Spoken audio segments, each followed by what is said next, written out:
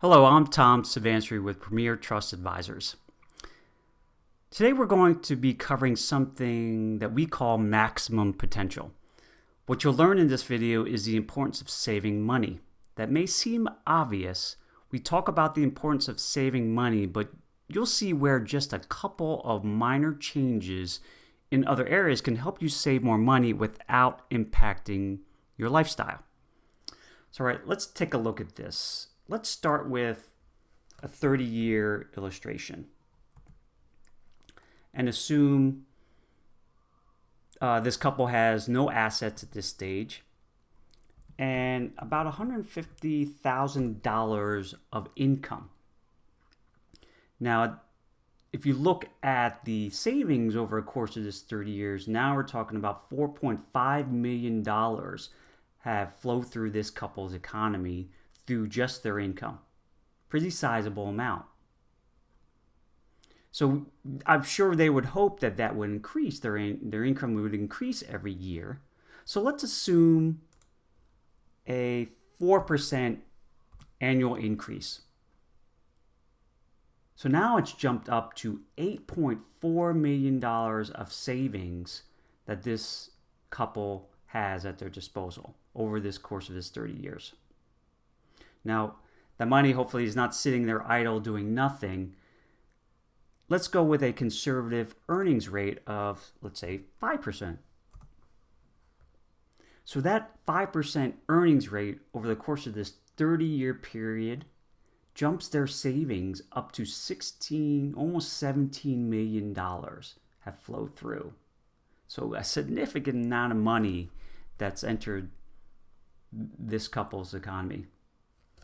Unfortunately, we know we have expenses to manage and take care of. So when we factor them in, we'll see how that impacts things. So the first area that most people think about in terms of expenses are taxes. And taxes can come in the form of your federal, state, local, gas, alcohol, you name it. There's a ton of different types of taxes that we are hit with on a daily basis. And so let's estimate 40% conservatively. So when applying a 40% tax rate, you see the impact. The total costs of it is over $3.4 million. However, the actual loss is substantially higher at $6.8 million. So how did that happen? We paid out $3.4 million, but it really equates to a $6.8 million loss. Well, this is that concept of opportunity cost. Because we have to pay those taxes every year, we lose the ability to use them to generate more returns for us. So that gets factored in as a loss. So that's why our savings drops down to $10 million from $17 million. So the second area that most people encounter for expenses is debt service. And on average, people spend about 34.5% of their income on debt service, whether it be mortgages or car loans or education. So in the same vein, we pay $2.9 million of cost, but our actual loss is $5.9 million. So now we're down to $4.3 million in savings based on the taxes and debt service that are impacting our income. Now we get into lifestyle. So lifestyle is everything else. Our entertainment, our food. And on average, it's about 23.5%. So again, that has dramatically impacted our savings.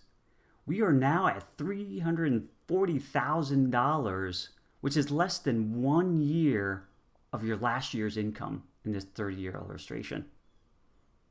Not even 1 year of savings based on this example. So what do we do here? Most people would probably equate to let's increase our rate of return on our investments. Let's take on more risk. What if we jumped it up to 10%? Now this is after fees. What's a 10% earnings rate going to do for us? Well, it didn't do as much as you would expect. Now we're at 781,000 in terms of final savings. And that's less than 2 years worth of your last income. So that really didn't impact as much as we'd like.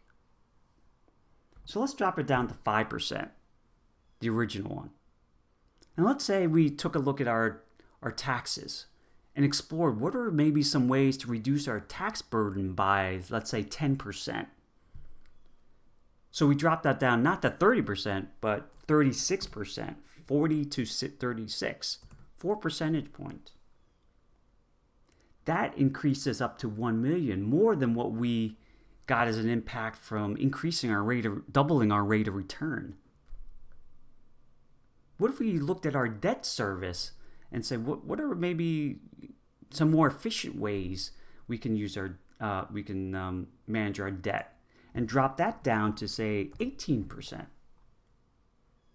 Now we're up to $3.8 million of savings, which is over 8 times our last year's income.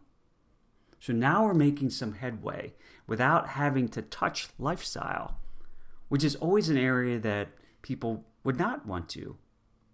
You want to enjoy your lives and be able to, do the things you want to do and not have to scrimp and scrape by so you can live a life of leisure in your retirement. So I hope you can see that there's ways to look at this to see if you can add more income to your economy so you can save more and invest more to build more wealth.